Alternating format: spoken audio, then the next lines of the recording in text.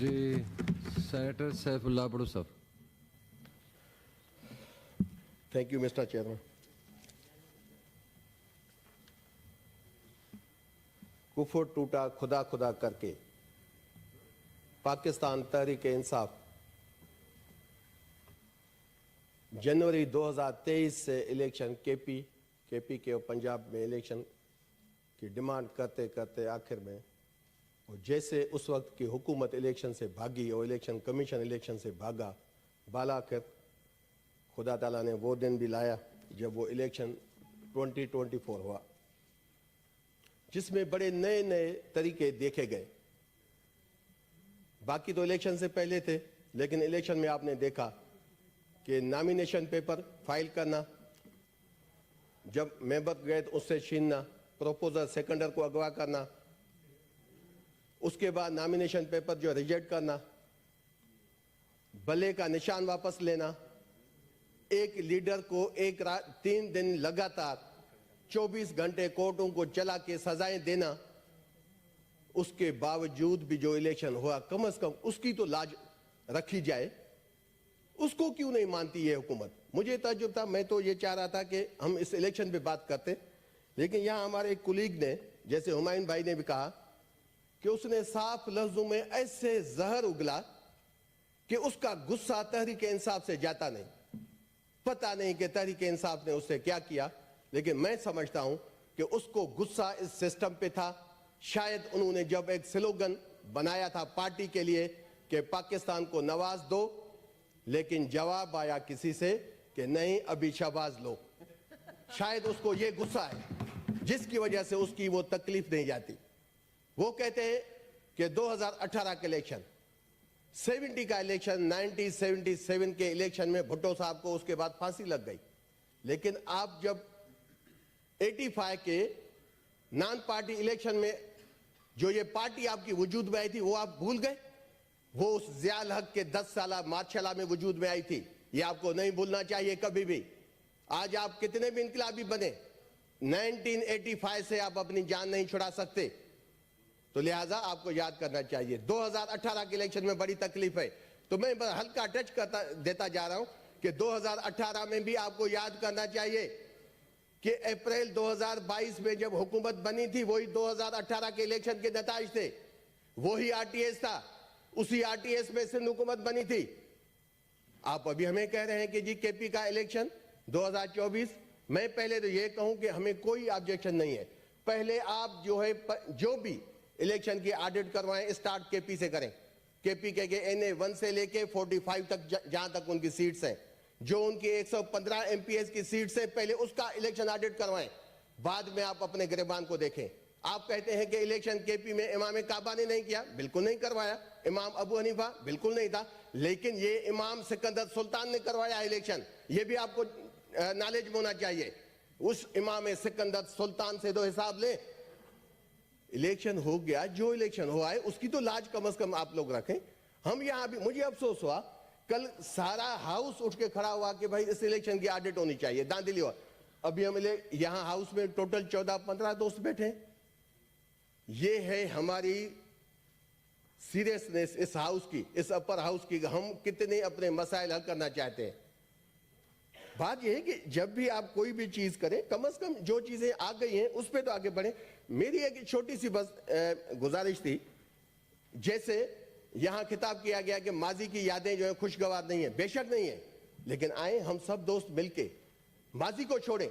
जो हो गया, हर बंदा अपने अपने तरफ अपने अपने अमाल का जो है ना वो जिम्मेवार है, उसी के हिसाब से उसको जवाब भी मिल गया है। जो चीजें बाकी खुदा ताला का इम्तिहान होता है, हर किसी को खुदा ताला इज्जत भी देता है और उसको गलत काम पे जिल्लत भी मिलती है।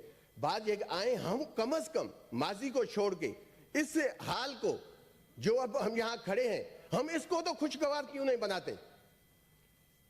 इसको बिला वजह हम आगे मुखालफत, तनकीद बराए तनकीद। मुझे तो ताज्जुब हुआ, अभी असेंबली का सेशन काल नहीं हुआ, अभी से हमारे कुलीग ने अनाउंस कर दिया कि जी आप अपोजिशन में बैठे, केपी को जो है एंजॉय करें। भाई आपको कैसे पता लगा? आप इतने इनकलाबी हैं कि पीपल्स पार्टी की जान नहीं छोड़ रहे। वो पीपल्स पार्टी की नौजवान लीडरशिप जिसने पंजाब में अपनी अभी बुनियादें रखी है, वो पीपल्स पार्टी उससे डर के आपसे इत्तेहाद नहीं कर रही।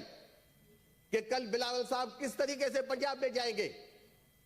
आप तो बिलावल साहब तो अपनी सियासत बचा रहा है, लेकिन आप न जाने कौन कौन से प्रेशर उन पे डलवा के आप कहते हैं कि पीपी के सवा हमारी हुकूमत नहीं बनती। आपको तकलीफ है कि मौलाना फजल रहमान हम क्यों मिले हम उनसे। भाई मौलाना साहब कहते हैं कि मुझ जैसे मुतदिल शख्स को नून लीग ने नाराज किया है, तो हम न जाएं उनके जख्मों पे मरहम रखने। हम तो उसकी गए हैं उसके पास, हम उसके साथ सिंपैथी दिखाने गए, क्यों नहीं जाएंगे। डायलॉग का रास्ता बंद नहीं होना चाहिए। माजी में हुआ है, बहुत हो गया। हमें आगे अगर बढ़ना है, इस हाउस को आगे सबको साथ लेके चलना चाहिए। मैं काफी चीजें हैं, काफी दोस्तों की जो है ना वो बातें हैं, सिंपल सी चीज है। पाकिस्तान के टोटल जो है 2 चीजें हैं। अगर हम यहां इस हाउस में, चेयरमैन साहब आपको पता है कि बड़ी बड़ी जो है यहां से रेजोल्यूशन पास हुई है। अगर 2 बंदा बैठा है फिर भी रेजोल्यूशन पास हो गई है। और यकीन तो ये बड़ा मौजज़ा हो गया है कि इस हाउस की रेजोल्यूशन के बावजूद इमाम इलेक्शन सिकंदर सुल्तान ने इलेक्शन करवाए हैं। यहां रेजोल्यूशन गई थी, आपको पता है 5-6 लोग बैठे थे कि इलेक्शन ना हो। ये सिकंदर सुल्तान ने बड़ा काम किया है। लेकिन जो अभी सब पार्टीज ने, कल जब हम पीटीआई यहां एहतजाज कर रहे थे तो सारे दोस्त हमारे पास आए जो और पार्टीज के थे।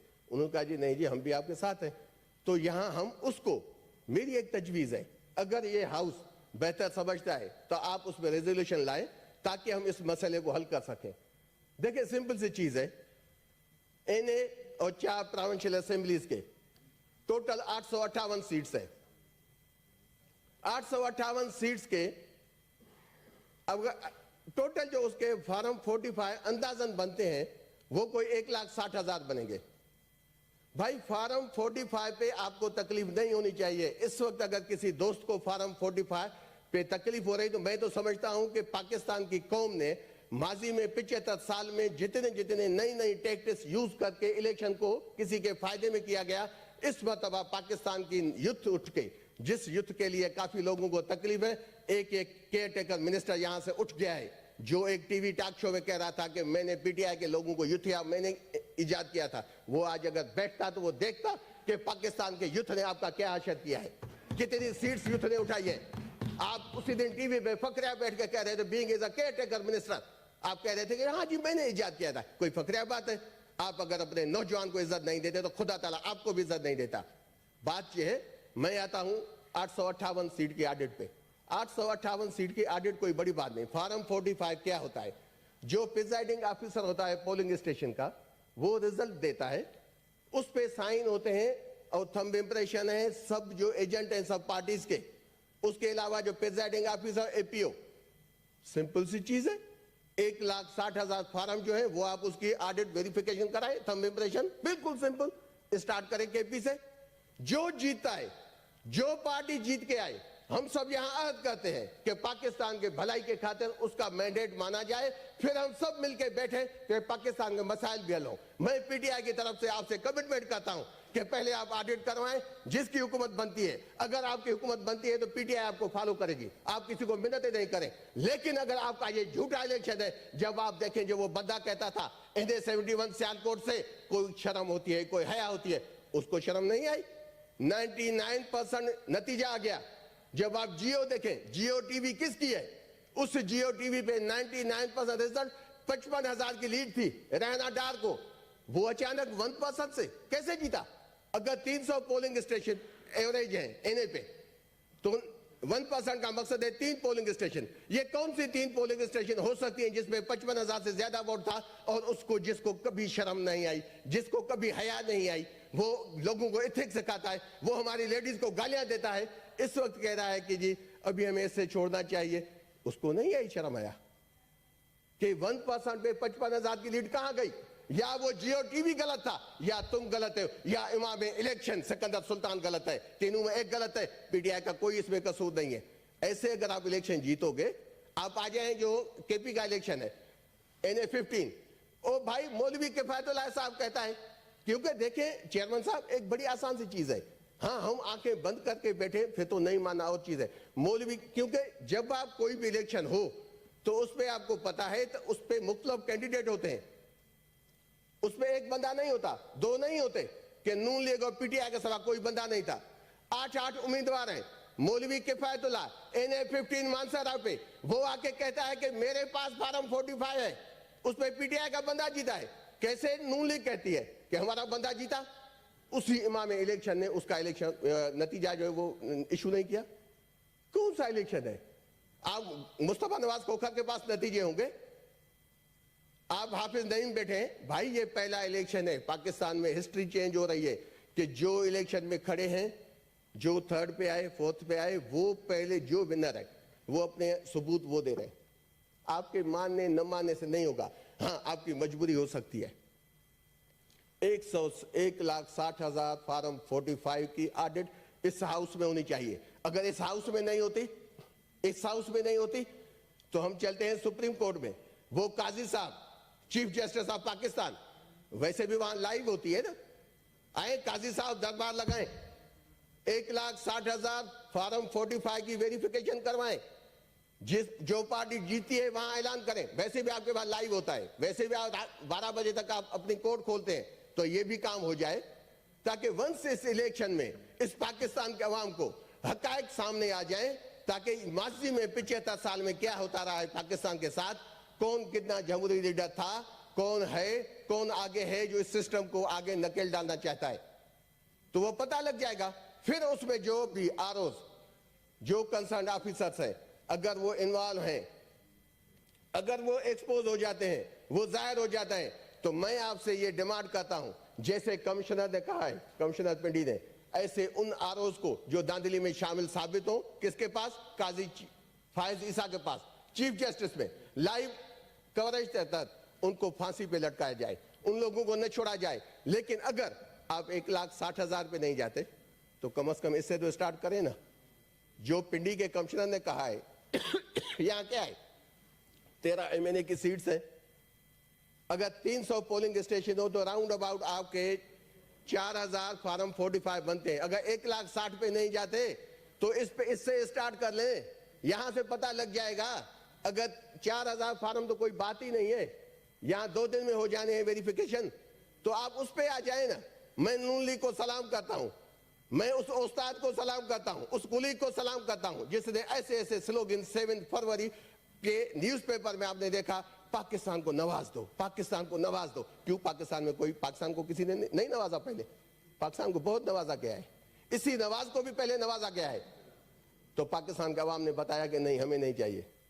आप जबरदस्ती उसको पाकिस्तान के अवाम पे मुसलत करेंगे तो ये पाकिस्तान का अवाम उसको इस ऐवानों से निकाल के फेंकेगा। जहां तक आपकी ये सोच है कि PTI अभी इस्तीफे देगी, ज्वाइन नहीं करेगी, PTI ओथ पे उठाएगी, आपके गले का कांटा बन के आपको साबित भी करेगी। ये हनीमून आपने बहुत खा लिया, आपने मना लिया। जब अप्रैल 2022 में हमारे लोगों ने इस्तीफे दिए, आप लोगों ने 2-2 वोटों पे 2-2 लोगों से वहां से जो बिल पास किए और इस सेनेट के हाउस से 100 बिल एक दिन में पास करवाए। वो जमाना चला गया। अभी आप देखेंगे कि PTI आपके साथ क्या करती है, लेकिन उससे बेहतर है कि आप जितनी जमहूरियत का दावा करते हैं, जितने आप इनकलाबी बनते हैं, तो उसका सबूत दें।